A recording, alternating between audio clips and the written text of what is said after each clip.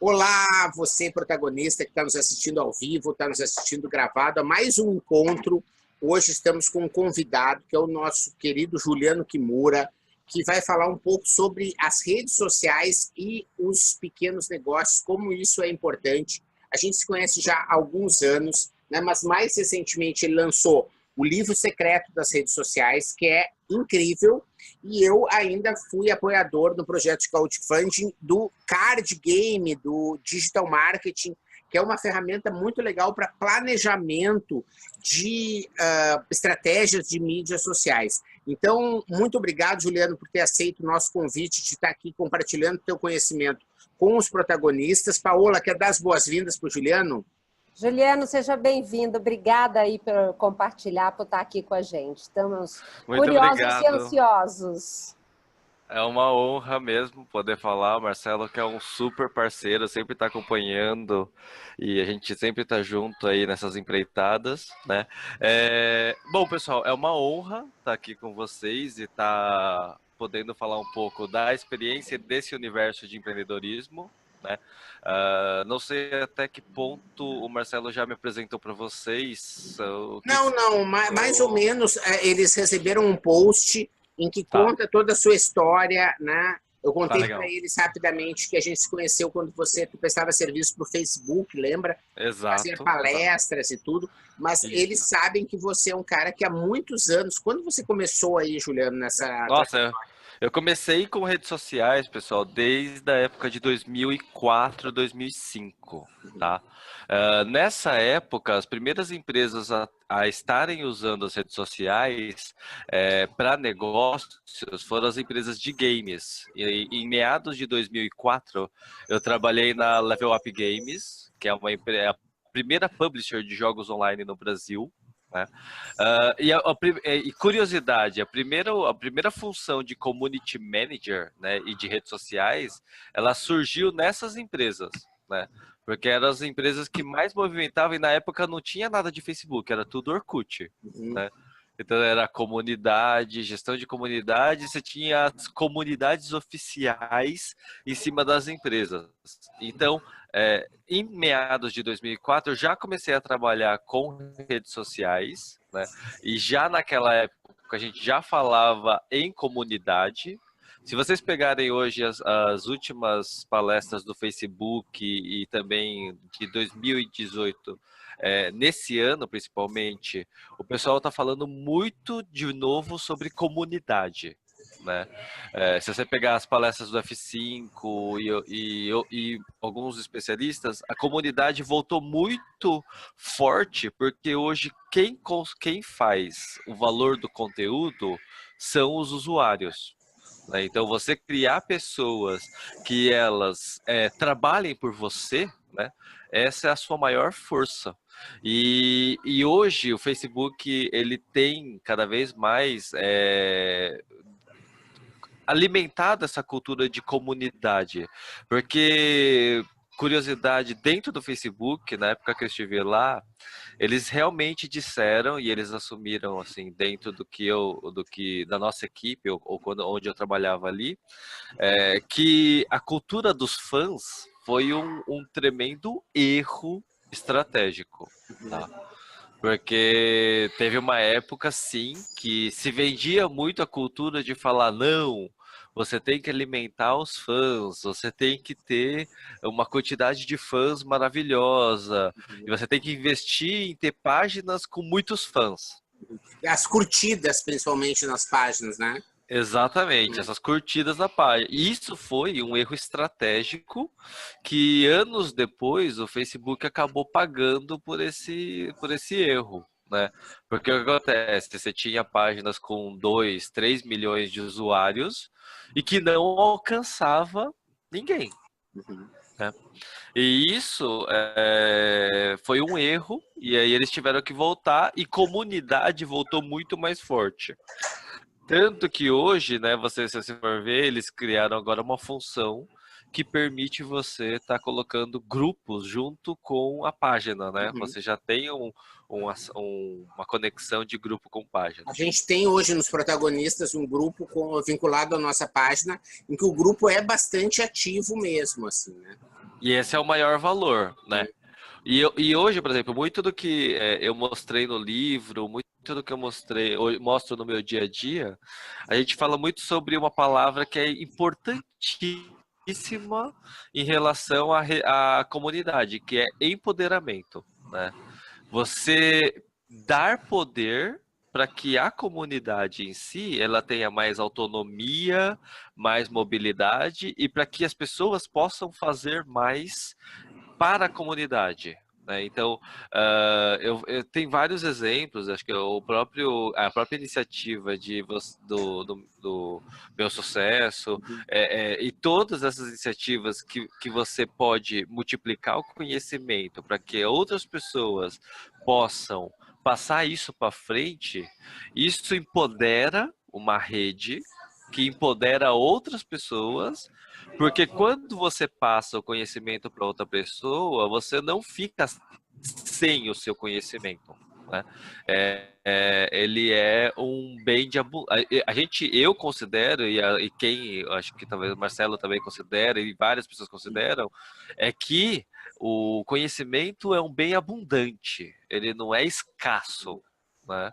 Ele tem que ser feito para que quanto mais você consiga gerar para as comunidades, quanto mais você possa gerar para o grupo e gerar valor, esse valor ele retorna para o grupo. E isso vai ficando cada vez maior. Quando a gente fala isso numa cultura de rede, né? Um tempo atrás a gente teve aquela casa que foi uma casa, a Laboriosa 89, né? Do falecido Oswaldo Oliveira.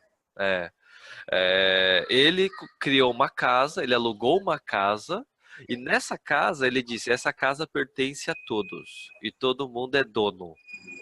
Imagina você ter uma casa em que todo mundo é dono. Se todo mundo é dono, todo mundo é responsável por quê? Trocar uma lâmpada, arrumar uma porta, arrumar um chão, fazer uma decoração, limpar o banheiro. Você pode contribuir de qualquer forma. A casa é sua. E a cultura de abundância é isso. Né? Então, nessa casa que até historicamente a Laboriosa 89 ela não existe.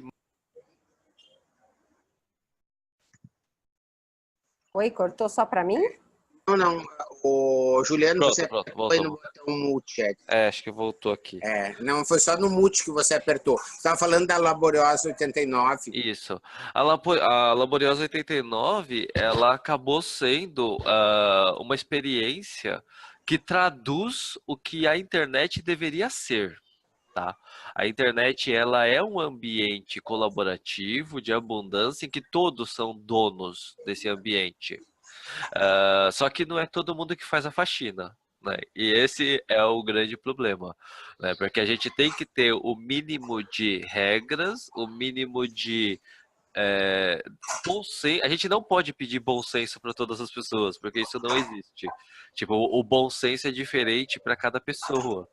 Então, o que a gente tem que fazer? Empoderar as pessoas e educar as pessoas para que elas, sim, elas sejam mais produtivas na internet. E aí ela possa compartilhar uma boa prática, uma inteligência, ao invés de ficar compartilhando vídeo de piada, meme de político e tipo zilhões de outras coisas que realmente não agrega nada para a sociedade. E enquanto o povo não souber utilizar, não adianta nada. Então, tipo, a base da comunidade é a educação e o empoderamento. Tá? Mas, Juliano, eu acho que é super bacana e eu entendo bem, mas eu entendo também que os nossos protagonistas, alguns, devem estar ficando um pouco com dúvida. Né? Pega o caso da Vilma, que tem uma loja de móveis e de colchões em Cuiabá, né? Sim.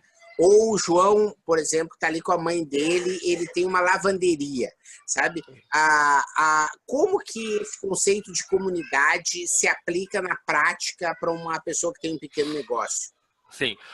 Para quem é pequena empresa, existem duas esferas básicas para você poder usar a comunidade e as redes sociais para negócios, né? Uma é a parte oficial, né, aonde você tem a sua página, onde você tem os seus canais oficiais, tá? E você tem a outra esfera, que é as esferas das comunidades de relevância, que ficam fora do seu oficial, né? Como que as duas são trabalhadas de maneiras distintas e diferentes, tá? A primeira, que você cuida do seu oficial, você tem a sua página, você tem o seu Instagram, você alimenta esse conteúdo, né? E você tem que, obrigatoriamente, fomentar diálogo, tá? Prestem muita atenção, pessoal. Eu não estou dizendo responder comentários. Estou falando fomentar diálogo, tá?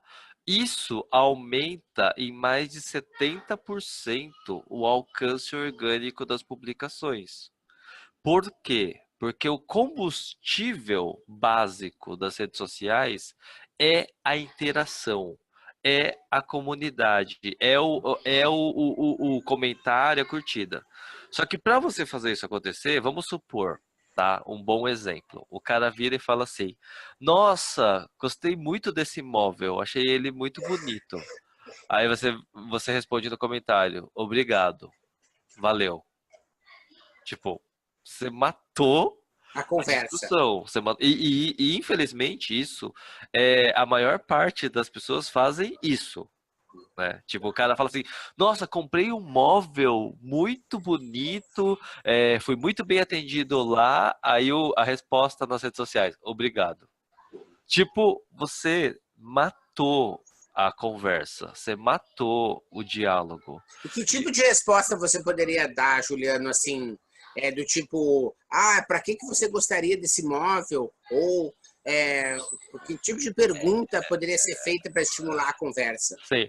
Então, essa conversa, eu tenho dentro da minha agência, por exemplo, eu tenho uma equipe de comunidade, Uhum. que é a equipe que fica trabalhando 100% focada em fomentar diálogo. As conversas, elas podem ser desde o nível técnico, mas o nível técnico não é logo de cara, porque você, tipo, não cria nenhuma empatia se você chega e fala: o meu produto, sei lá, ele tem zero de gordura. Você não chega, Meu você chega. colchão tem molas ensacadas, É, é, tipo assim, a conversa básica você conversa com as pessoas, que nem a gente tá batendo um papo aqui, ou a gente tá conversando, sei lá, você encontrou com alguém na rua. uhum. Tipo, você já chega falando sobre a parte técnica do seu produto. O meu produto não tem zero de gordura, ele custa tipo 19, ele é a melhor qualidade. Você chega conversando com alguém? Na verdade,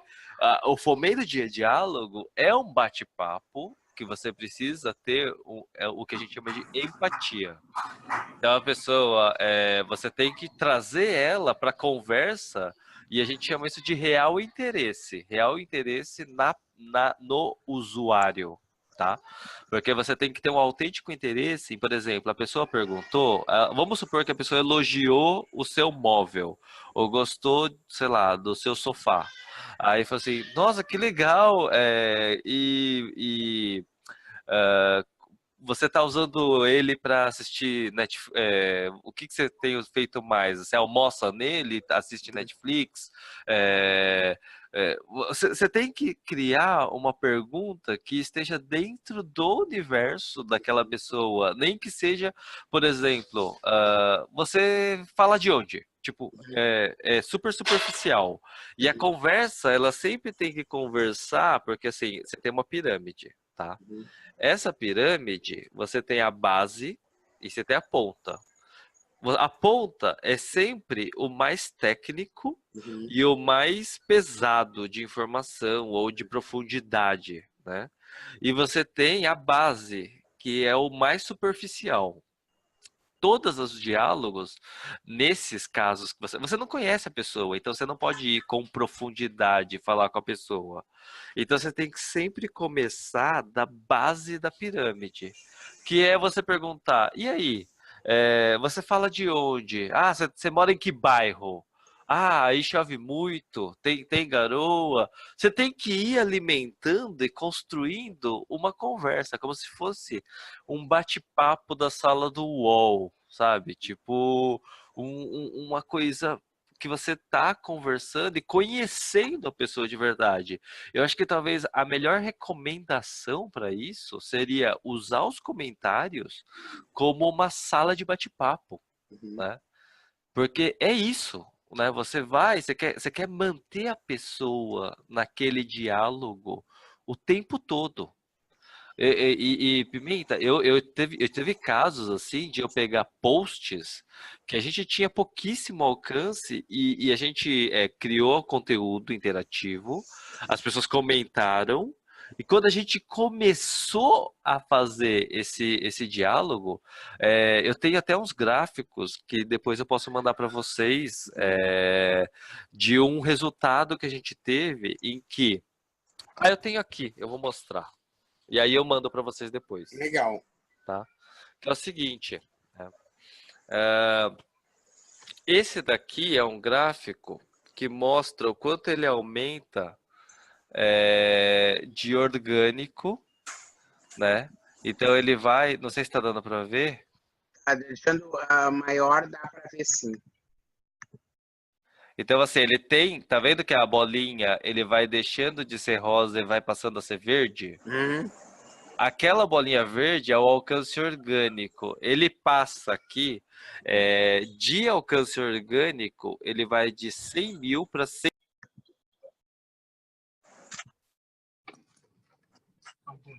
Peraí, Juliano, você apertou o mudo de novo. É. Juliano? Aí. Nossa, que estranho. Foi um Tá. mudo aí que apareceu. Você estava comentando que partiu de um alcance orgânico para outro patamar a partir dos comentários. A gente foi de 80 mil para 180 mil de alcance orgânico, tá? Isso sem contar o pago. E de comentário, a gente foi de 2.600, a gente foi para 7.168, tá? Então, assim, é um crescimento ridículo,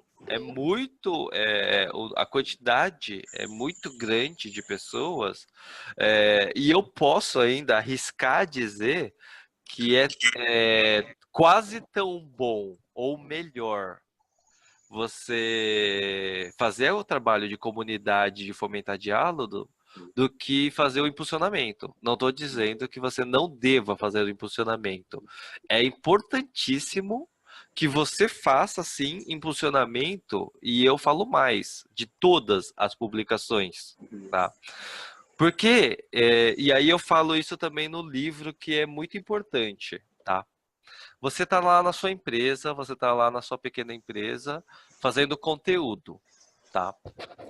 Cada hora que você está fazendo isso, significa dinheiro, é seu dinheiro, tá? Então vamos supor que para fazer uma publicação no Instagram e no Facebook, você demorou, sei lá, 1 hora, certo? Uhum. Você foi lá, preparou o cenário, tirou a foto, tal. Aí você, tipo, pergunta, quanto custa a minha hora? Aí você vira e fala assim, a minha hora custa, sei lá, 100 reais, exemplo. A sua hora custa 100 reais. Ou 200, vai. Sua hora custa 200 reais. Aí você tem 200 reais que você investiu, tá? Do seu trabalho para você construir um cenário, tirar uma foto e postar no Instagram e no Facebook, certo? Aí você fez isso e não impulsionou. Você sabe, e aí o alcance médio orgânico, sem impulsionamento, ele varia em média de 150 pessoas a 200 visualizações, certo? Quero. Vamos supor que você, tipo, alcançou 100 pessoas com essa publicação que você demorou 1 hora para fazer e custa 200 reais, tá? Isso significa que 100 visualizações, você pagou 2 reais por visualização. É isso? Deixa eu ver. 2 reais. Isso, é isso aí. Uhum. É isso.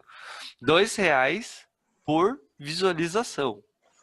Tipo, Muito caro. muito caro, não valeu a pena você postar, tá? Você perdeu tempo da sua vida, perdeu tempo da sua empresa, tá? E coisa que, se você tivesse colocado R$ 10, R$ 5, se você colocasse R$ 3, tá?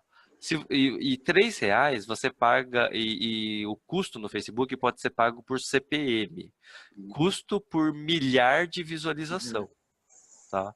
Então, se você pagar R$ 1 por 1.000 visualizações e você colocou R$ 3, você tem 3.000 visualizações. E aí você teria 3.200 visualizações e aí valeu a pena você perder 1 hora do seu dia, porque você gastou R$ 200 do seu dia publicando, mais R$ 3 de impulsionamento e alcançou 3.000 e poucas pessoas. Valeu a pena.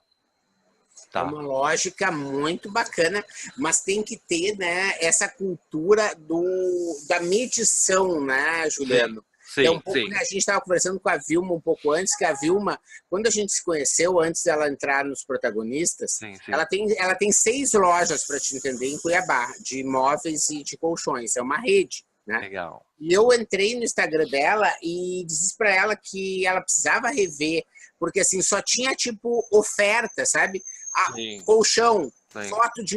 só foto, sabe? E eu estava comentando com ela que muitas vezes a pessoa ela compra um colchão a cada 5 anos, entende? Tá. Não adianta você ficar, né? E aí ela está reposicionando essa questão. Queria que tu falasse um pouquinho sobre essa visão, porque ela está mudando de agência aí, é um momento bem importante. Legal. De dar as dicas. Pessoal, e aí, isso é um erro muito comum que acontece nas redes sociais, tá? Porque as pessoas, elas misturam a linha do tempo, né, o feed de notícias, a página onde aparece, sei lá, as notícias, com o local onde você vai vender os produtos, tá? Isso são duas coisas totalmente diferentes, tá? Imagina o seguinte, a sua página é o local onde você coloca lançamentos. Oh, caramba, o que é isso? Agora já voltou. Eu vou tirar o teclado daqui, peraí. Não, só volta aí, porque já você tem que tirar aí o seu mudo. Pronto. Que Aí. estranho agora. Bom, vamos lá. Vai lá. Então, é o seguinte. Você estava falando da mistura entre o feed e o local de venda. Isso, o local de venda é um local à parte, tá? É diferente do seu feed onde fica a sua página, tá? O feed da sua página é onde você envolve as pessoas e você cria a visibilidade e o conhecimento da sua empresa, o conhecimento da sua marca. É onde a pessoa vai ver, sei lá, a cara do vendedor, vai ver a história da empresa, vai se envolver com a empresa, né? Tipo, a empresa é um lugar maravilhoso, é legal. Aí, aonde ela compra, né? Aí são os anúncios, tá? E as pessoas confundem muito o que é anúncio e o que é o impulsionamento, tá? O impulsionamento é um tipo de anúncio, porém o impulsionamento é para fazer envolvimento com o conteúdo. É para a pessoa ela curtir mais, comentar. E as pessoas usam o feed. Aí a pessoa faz o seguinte: impulsiona o produto com o preço e impulsiona lá. Não vai dar certo. Por quê? Porque ali o objetivo não é conversão e não é venda. O objetivo é envolvimento. Tá?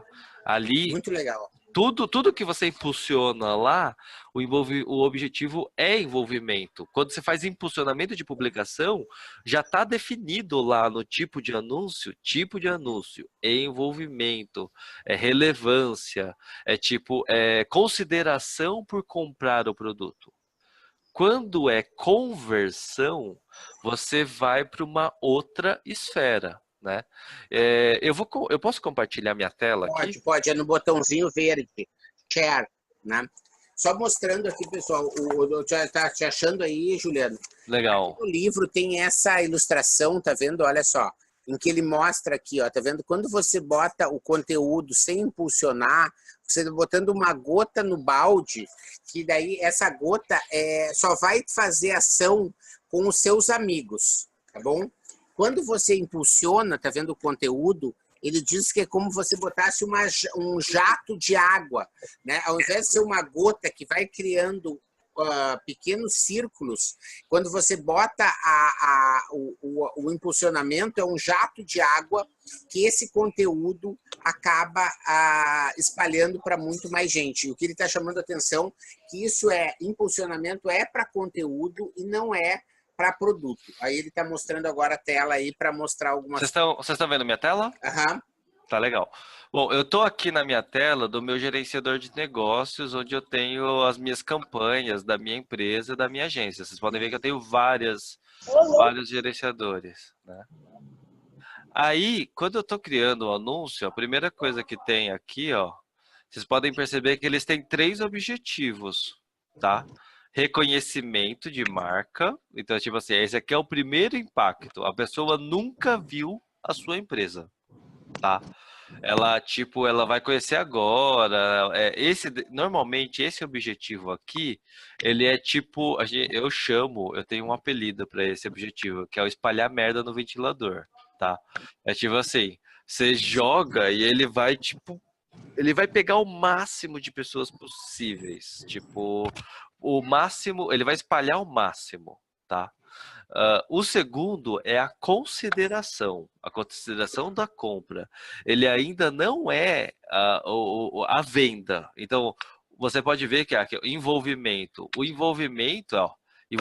com a publicação, ele é um objetivo, tá? De vários objetivos diferentes que tem aqui. E o envolvimento, né, é o que é para as pessoas interagirem, se engajarem. Quando você usa o envolvimento na sua página para vender, não funciona, porque não é isso que você quer. Só que você tem um outro aqui chamado visitas ao estabelecimento. Eu tenho 6 lojas espalhadas em Cuiabá, qual que é o mais recomendado? Visitas ao estabelecimento. Esse é o objetivo correto para você alcançar pessoas que vão visitar a sua loja. Tá? Então, vendas de catálogo para e-commerce, conversão é para e-commerce também, só que ele tem outras métricas, tá? Peraí, eu vou espirrar. Não, pronto, não espirrei. Então, você tem diferentes objetivos e o erro mais comum é quando você usa o envolvimento, envolvimento com a publicação para vender, tá? Isso é um erro que eu posso dizer com segurança que 99% das empresas, não só as pequenas, as médias e as grandes também fazem isso. Elas acham que elas têm que colocar a promoção no feed e impulsionar. Tá. Kimura, sabe uma coisa que eu queria que você falasse um pouco? Porque nesse detalhe, a gente até tem uma aula passo a passo de como criar um anúncio no Facebook. Certo. E com certeza, acho que junto com essa dica do Kimura vai ajudar bastante. Uhum. A sua câmera está pegando mais a sua mão do que seu rosto, Juliano. Tá. É que eu tô... Desculpa. Pronto. Acho que você baixou, isso. É que eu tô com 2 telas, e aí a tela de trás é onde eu tô vendo o... Tá. Aí, eu queria que você falasse um pouco em termos de perfil do público, no Facebook, no Instagram, as diferenças, quais redes. Porque, por exemplo, a Vilma, que tem a loja de móveis de decoração e tal, ela definiu o público dela, as personas dela. E aí, qual rede ela deve investir mais? E uma dúvida que a gente estava falando agora um pouco antes de começar uma parte do perfil dela é um perfil que mora na periferia da cidade, que na percepção deles não tem muito contato com tecnologia, rede social, internet, essas coisas. Sim. Eu queria confirmar isso com você e entender um pouco mais os diferentes perfis. Sim, isso é um erro também, outro erro muito comum, tá? A gente tem uma falsa percepção do que a internet é pra gente e é para as pessoas que estão ao nosso redor. Por quê? Tá? A gente normalmente acha que o nosso público se resume à nossa percepção. E, por exemplo, o pessoal agora só está usando Instagram, por exemplo, né? É um erro comum a gente achar que, por exemplo, o Instagram é a bola da vez, todo mundo está deixando de usar o Facebook, né? E isso é uma coisa, é uma percepção, assim, muito, mas muito comum. Eu escuto isso praticamente todos os dias, tá? Mas isso é uma parcela. E o que eu digo, quando você pergunta quais são as redes que eu devo usar, se você tivesse tempo para usar, eu te diria para você usar todas, tá? Por quê? Porque todas as pessoas, elas usam as redes a internet de maneiras diferentes. Eu até recomendo um livro para vocês, que é um livro chamado Smart, que eu acho que eu não tô com ele aqui. Deixa eu ver se ele tá aqui. Aqui. Esse livro aqui, ó. Smart. Tá vendo? Esse livro aqui, eu achei ele por acaso Qual que é o autor? É Frederic Martel. Tá. Tá? Smart. Ele é um cara que ele viajou mais de 150 países, vendo como que as pessoas estavam usando a internet, tá? E logo o primeiro parágrafo que eu leio já me deixou tipo assim, uma mensagem muito forte. A gente tem que parar de achar que a internet é igual para todas as pessoas, em todos os lugares, que a minha internet é igual à sua, que é igual à da pessoa que está no Amazonas, que é diferente. As internets, elas são diferentes de casa para casa, tá? Mas você fala internet, você fala a conexão da internet? Tudo, Ou tudo, o uso tudo. que eu faço da internet? Tudo, tudo. O uso que você faz é só seu e exclusivamente seu, tá? E aí que eu O- pergunto, quer dizer, quais são os públicos, as informações das diferenças das redes sociais que a Sim, gente precisa conhecer para usar melhor? Tudo bem, vamos usar todas, vamos, mas sim. qual, como, quando, como Então, que as pessoas usam, quem usa principalmente? aí você entra numa outra questão, tá? Vamos supor, você vai criar conteúdo para todas, certo? Eu acho isso Então, provável dentro do nosso perfil de público, eles não conseguem fazer para todas. exato. Tipo assim, elas podem não fazer, mas se elas fizerem, aquela regra que eu mencionei anteriormente, ela é válida, tá? Por quê? Porque você tem que a regra que eu digo é de impulsionamento, tá? Por quê? Se você pega, por exemplo, LinkedIn. LinkedIn é uma rede profissional. A Vilma que tem a loja de imóveis, né? Uhum. Vilma, você vende imóveis para diretores de empresas? Não estou te ouvindo. Sim. Não, Ela Vende imóvel de escritório. Quando você fala diretor, você fala o móvel do escritório ou da casa do diretor? tanto faz. Ele tem casa, não tem?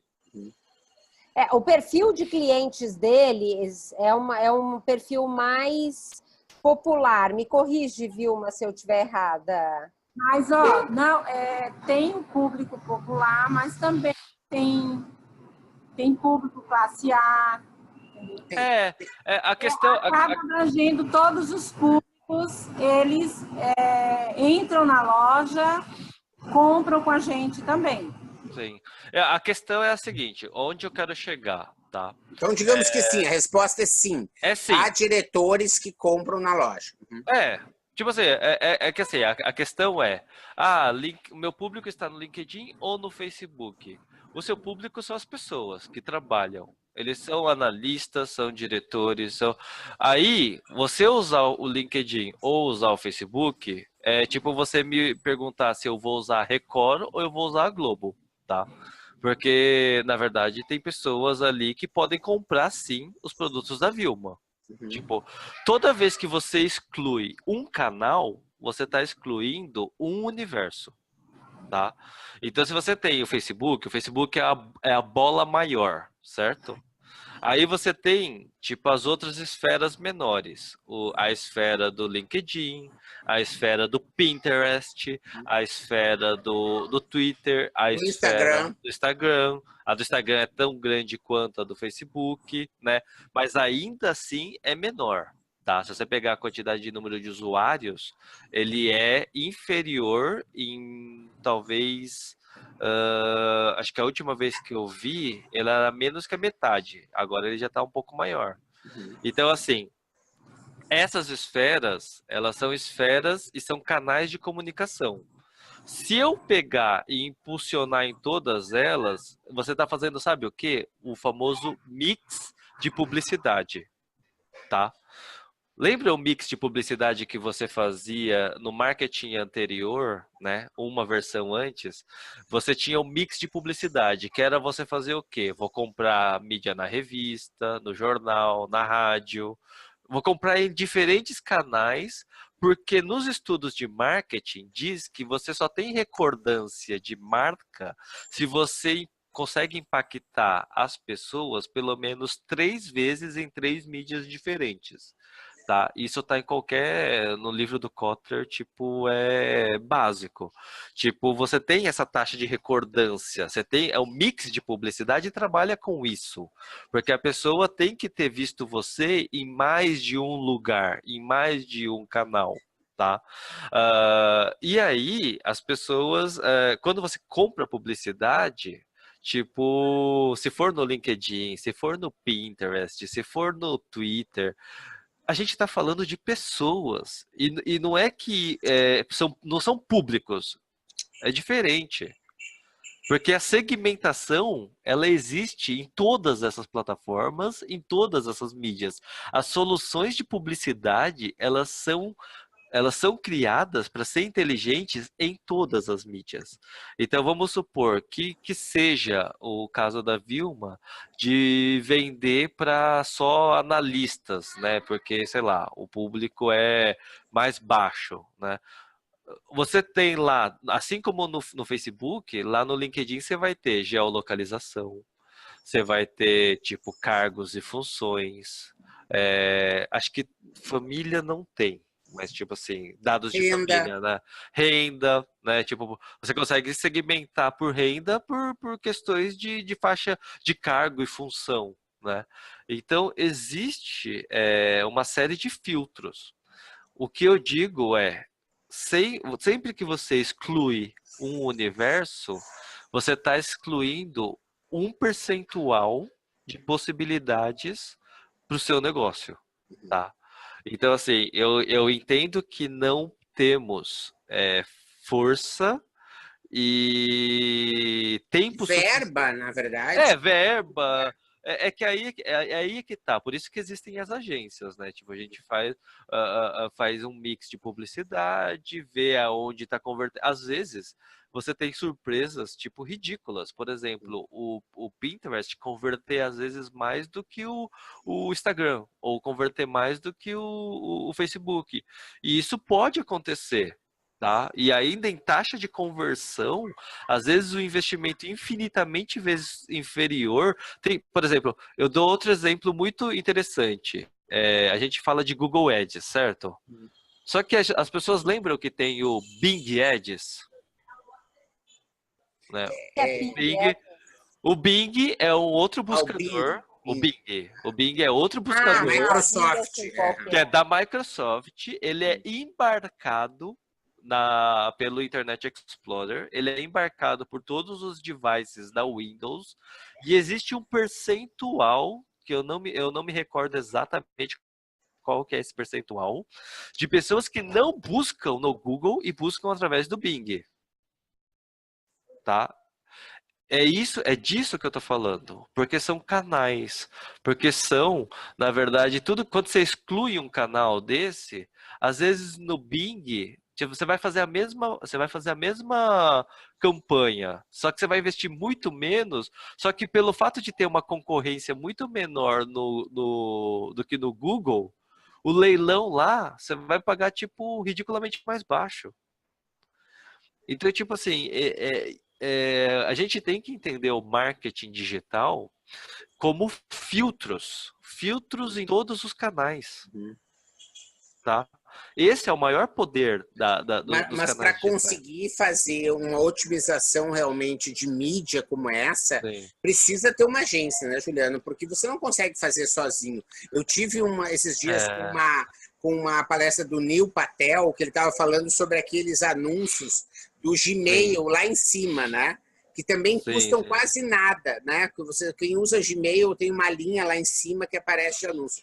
E ele estava mostrando um pouco isso, como o Bing, como outros, como no Skype, né? Quer dizer, que são canais que não são Alternativos. exato, né? Quer dizer, mas tu precisa ter uma inteligência por trás e muitas vezes o empreendedor precisa estar cuidando da loja, né? Com compras e coisas, ele não consegue estar entrando no detalhe desse tipo. Isso. E aí vem uma pergunta. Qual é o grau de faturamento ou de porte de empresa que justifica ela ter uma agência? Porque às vezes com faturamento, sei lá, de 5 mil reais, é difícil uma pessoa ter uma agência. Sim. Quer dizer, como é que muda de faixa? Então, isso depende. Por quê? Tá? Eu costumo dizer o seguinte, o que é caro é o que não dá resultado. Tá? Então não importa se você está pagando 2.000 ou 3.000 reais, tipo, se não tá te dando resultado, você tá na merda de qualquer jeito. Não importa. Agora é diferente. Você pagar 7.000 e vamos supor, os 7.000 tá convertendo efetivamente em resultado, né? É tipo o caso, por exemplo, a gente tinha Mas isso eu acho que é um ponto, Juliano. Às vezes eu acho muito difícil a gente conseguir fazer a taxa real de conversão dos investimentos nas redes sociais. Então, Quanto difícil. disso efetivamente vira cliente? Correção. Na verdade, ele não é difícil, tá? Tudo na internet é mensurável e tudo é analítico. Diferente do marketing tradicional, o marketing digital ele é 100% mensurável Rastreável. e rastreável. Na Então, teoria, mas na prática, muitas vezes o Facebook emite relatórios que a gente teve um número de leads e quando a gente chega na nossa página de captura, na nossa ferramenta de captura de e-mails, os números não batem. o de cliques ou de acesso? Porque assim, leads, cadastros efetivos. Ou então, efetivamente, eventualmente é isso. A rede social fala assim, olha, eu levei X pessoas para sua página. Isso, A pessoa chegou na minha página e não se cadastrou. Então, para mim, isso não valeu nada. Então, mas aí é que tá. Então, você está mensurando de maneira incorreta. Por quê?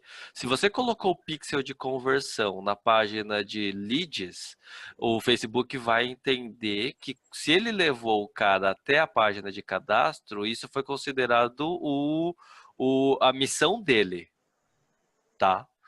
Então, tipo assim, Então, eu teria que colocar o pixel da página de obrigado o seu cadastro. Tipo assim, eu entendo, porque quando você coloca o pixel de conversão vai na sua página. E na sua página ele está rastreando, dizendo que aquele anúncio levou até aquele formulário, certo? Só que ele não sabe se o cara preencheu o formulário, ou ele não tem como saber. Então, é óbvio que esse número de pessoas que chegaram até a página de formulário é diferente das pessoas que se cadastraram, né? Mas, efetivamente, a pessoa clicou no link e foi até aquela página. Então, a gente tem que só entender quais são essas métricas, né? Mas tudo sim é mensurável e a gente faz a leitura desses dados e é o que o Marcelo falou. Muitas vezes os empreendedores e os pequenos empreendedores não têm tempo para ficar, porque assim, o acesso eles têm, tá? Todos têm o acesso. Se eu entrar no site do Pinterest Ads, todo mundo aqui pode entrar no site do Pinterest Ads e pode contratar por conta própria. É diferente de você ter alguém que já pesquisou, conhece a ferramenta, porque até você, vamos supor, estudar e falar, pô, o Pinterest tem, sei lá, 7 formatos diferentes de ads. Então, Não, mesmo esses detalhes de pixels que a gente não entende. Por exemplo, o João colocou aqui um comentário que eu acho pertinente, tem a ver com isso que você está falando. sim. A experiência que ele teve com a agência, 3 agências diferentes que ele já contratou, Tá. é que normalmente, como eles ficam distantes do negócio, apresentam dificuldades para montar uma estratégia adequada de publicação, focar no real perfil dos clientes da empresa. Então, quer dizer, a dificuldade que ele tem das agências realmente entenderem o negócio dele, o perfil de clientes e montar uma estratégia que gere um bom resultado. Eu não posso dizer pelas outras agências. Eu posso dizer pela minha, por exemplo.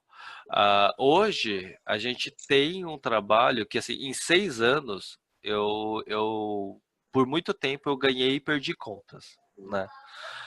Hoje, a gente está chegando num grau de excelência, né? Que é a nossa entrega, ela é muito efetiva, tanto para pequenas, médias e grandes empresas.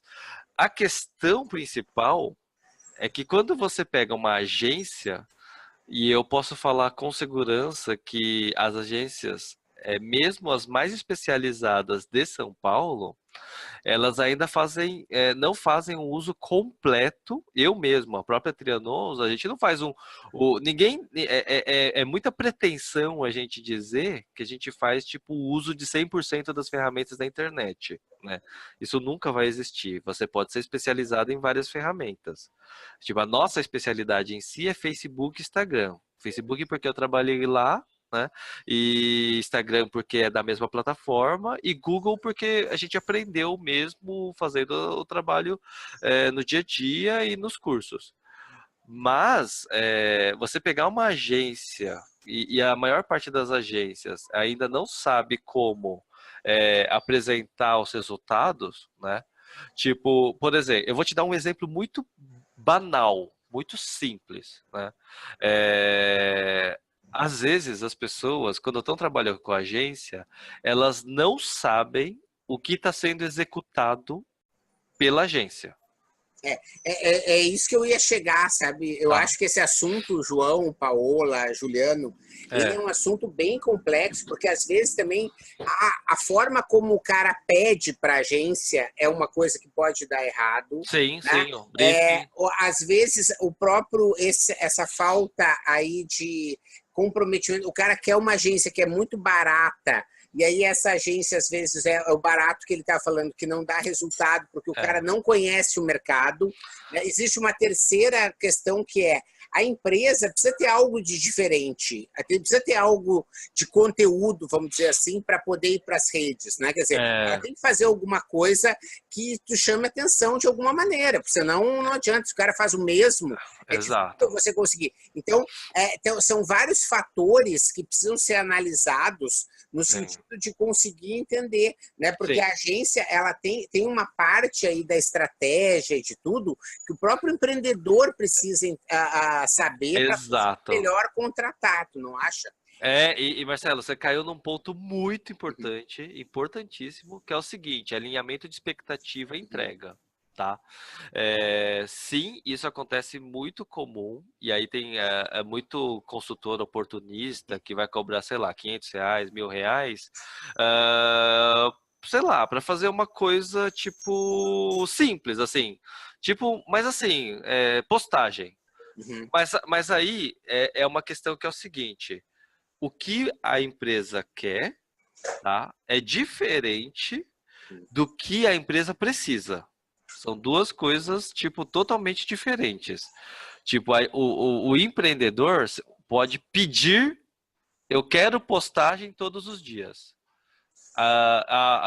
E o que a agência tem como responsabilidade é falar com o budget que você tem, o resultado que eu posso te entregar é esse resultado. E aí, falando um pouco em budget, né? Eu acho que juntando aqui com a pergunta do João, que ele pergunta para a sua agência, para ser cliente na sua agência, qual que é o faturamento mínimo que uma empresa tem que ter para justificar a contratação do serviço? Eu vou te dar um qual que é o exemplo. potencial de faturamento? Porque eu acho que uma outra coisa é quanto, porque fora a taxa da agência, a empresa tem que ter condição de fazer algum investimento em publicação, anúncio, impulsionamento, a estratégia melhor. Porque às vezes não adianta nada pagar a agência e não ter a verba. Então, normalmente, Sim, como é que é essa composição e o faturamento que os seus clientes têm na média? Isso. A gente tem clientes de todos os tamanhos, tá? Não temos só clientes grandes, mas a gente teve clientes pequenos clientes que a gente atendeu. Só que aí, eu vou dar um exemplo aqui. Tem um cliente aqui que é um e-commerce, tá? É o e-commerce de uma amiga minha. O que acontece? Tem aqui. Nós não estamos. Tudo bem, ele está na outra tela. Tá compartilhado? Tá compartilhado? Não está compartilhado. Não tá vendo? Peraí. Não estamos vendo. Peraí. Eu vou voltar a compartilhar aqui, peraí. Cadê? É o botãozinho verde bem no meio da tela do Zoom. Essa questão aí, gente, é uma questão bem complicada, viu?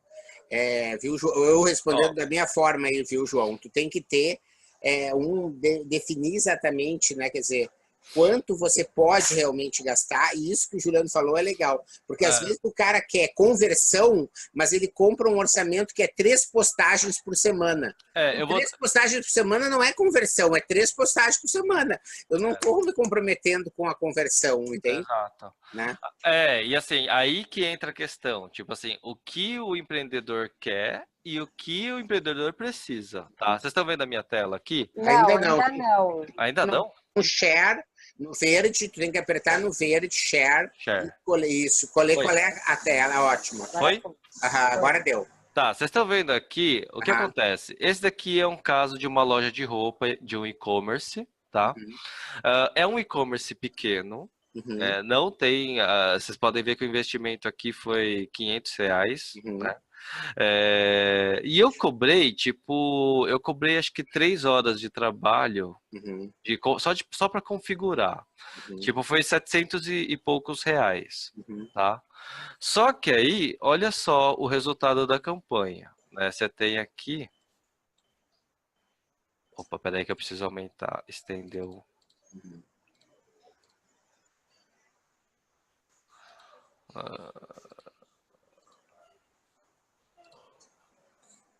Ele está definindo aí o range de tempo para mostrar o resultado. Pronto, ó. Olha só. Tipo, quantos cliques, quanto alcance? Sim, ela gastou tipo R$278, opa, naquele ali. R$276 e 507 mil impressões. Deixa eu aumentar o range.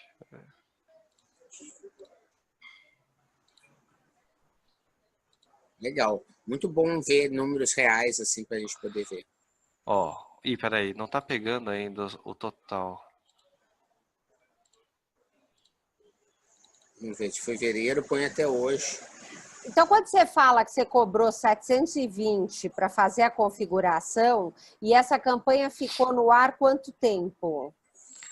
Então, ela de ficou julho, no ar de julho até agosto, ó. Aqui, ó, 25. Teve umas que ficaram menos, ó, 6 de agosto a 31. Esse aqui é remarketing. Então, assim, todas essas campanhas, eu tô achando estranho porque ele não tá puxando o valor completo. Eu tô cima desse 276. Esse foi o resultado que a gente obteve. Eu tô mostrando aqui que, assim, essa foi uma campanha que, quando a gente criou ela, né, a gente fez um trabalho de fazer a configuração da campanha, porque, assim, o Facebook, ele tem, para e-commerce, ele tem um tipo de campanha especial, que é o de catálogo, que automaticamente ele pega todos os produtos do e-commerce e ele gera a campanha com as imagens do produto. Legal. Tá? O que eu quero mostrar para vocês é o seguinte: essa cliente, ela chegou para mim me pedindo ajuda e ela queria que eu fizesse publicação para o Facebook e para o Instagram dela. Eu virei para ela e falei: olha, isso não vai te... Você quer fazer o quê? Você quer vender? Tipo, isso não vai fazer você vender. Porque eu fazer impulsionamento, eu vou fazer sua marca ser mais conhecida. No, vai ter mais envolvimento, vai ter mais gente, mais alcance, mais tráfego para o site ou mais venda? Não. Então, eu tive que falar o seguinte: olha, com esse dinheiro que você tem, tipo R$ 1.500, 2.000, você tem que fazer isso, porque isso é o que vai te gerar resultado. Isso é o que vai... Aqui. Isso é o que vai fazer você efetivamente ganhar dinheiro, e você vai ter mais dinheiro, você vai poder me contratar para fazer mais coisas, né? Olha essa pontuação de relevância, que era isso que eu queria mostrar. Aqui, ó, pontuação de relevância de 1 a 10, 9,879. Se você pegar quem tem experiência em impulsionamento, em ads, deve saber que, assim, a média é 6, a média é 5, né? Que é a maior parte dos anúncios chegam nessa relevância. A gente conseguiu uma pontuação de relevância de 9. Conseguimos, tipo, alcance de tanto, impressão de tanto. A gente não tinha, aí que tem, a gente não tinha o pixel de conversão instalado no carrinho de compra, tá? Então a gente tinha como saber só alguns dados. Ó. Sim, o que você quer mostrar é que às vezes vale a pena gastar um pouco mais, quem sabe, do que gastar à toa, né? Eu vou dar esse exemplo aqui, ó. Todas as conversões, finalizações de compras iniciadas no site, 6, tá? E o produto dela é roupa, certo? Se ela vender 6 roupas a R$ 50, são R$ 300. E aí eu tenho um valor gasto aqui de 94. Então o CPA seria em torno... Custo por aquisição. O CPA, o custo por aquisição, seria em torno de 6 produtos... 9... seria o custo de aquisição de... Ixi, peraí, que tô melhor fazendo uma calculadora para ficar mais certo. Legal. Mas tu vê como é importante, né, gente, essa conhecimento com relação ao background das ferramentas, a medição. R$ 15 por venda. E o produto custou 50. Tá? Se o produto custar 100, tipo, eu tô chutando que o ticket é 50. Mas, assim, eu até... Talvez, deixa eu ver, eu consigo até ver a loja dela para ver qual que é o custo médio da loja. Não, acho que o mais importante, né, Juliano, a gente já está até terminando aqui, porque a gente é bem pontual. Eu acho que é fundamental essa cultura pela medição, que a gente estava falando no início da nossa conversa de hoje, né, com a Vilma, com a Eliette, lá que estão contratando, de como essas agências, elas, é preciso que se entre na cabeça do empreendedor e das agências, principalmente essa cultura da medição, né? Quer dizer, o que não se mede, né? Não adianta saber se o anúncio está bonitinho ou não está bonitinho, mas tem que saber o quanto ele está ajudando realmente na execução da estratégia. Exatamente. Ajeita com a câmera aí, Juliano, para a gente fazer uma foto e final, pedir para o pessoal já, para você fazer suas considerações e a gente também encerrar aqui o nosso encontro, né? E você só parar de compartilhar para a gente poder tirar uma foto, todo mundo, abrir sua câmera. Legal, deixa eu ver. É só lá no verdinho você para de compartilhar. Meeting call. Deixa eu te ajudar aqui, então.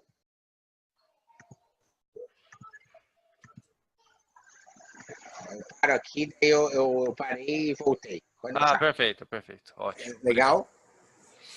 Hein, Juliano, qual a dica aí final que você pode dar com relação a essa visão, então, né? Essa é a cultura do compartilhamento.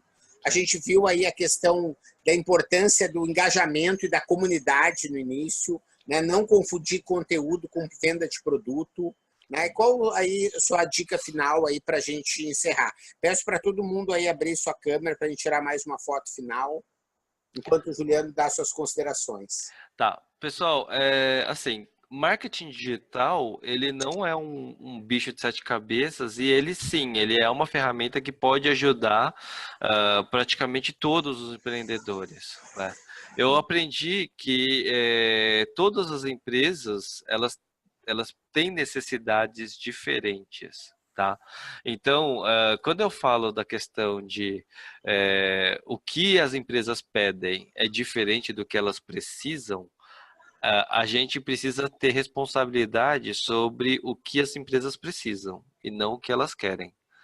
Porque enquanto a gente fizer, e aí eu falo enquanto a gente, marketing, empresas de comunicação, ficarem fazendo só o que é pedido, né? O resultado não vem e aí você tem uma falta de comprometimento com o resultado, né? E aí você pode sim falir as empresas. Por isso que a gente sempre faz um diagnóstico, né? Isso é uma coisa que eu prego muito, que é assim, cada empresa sempre tem um diagnóstico de marketing digital, né? Ela tem um diagnóstico para entender quais são as oportunidades, necessidades e o que pode ser feito e quanto pode ser feito em cada uma dessas redes, né? Até saber a quantidade de oportunidades que existem. Porque sim, na internet tudo é mensurável e a gente consegue traçar um plano que ele seja enxuto e que pode sim trazer um resultado excelente para as empresas, né? Não é uma regra, não estou aqui para cagar regra para ninguém, tipo, é só não, com certeza. E eu acho que assim, o teu conhecimento ajuda demais, né, Juliano?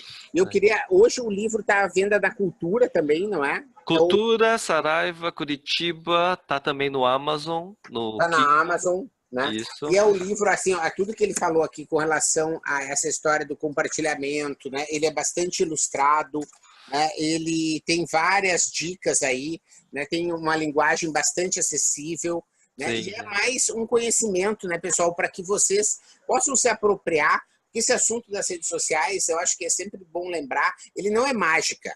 Ele faz parte de uma estratégia empresarial. Sim. E é dentro do mundo da comunicação e do relacionamento, é aí que as redes sociais entram.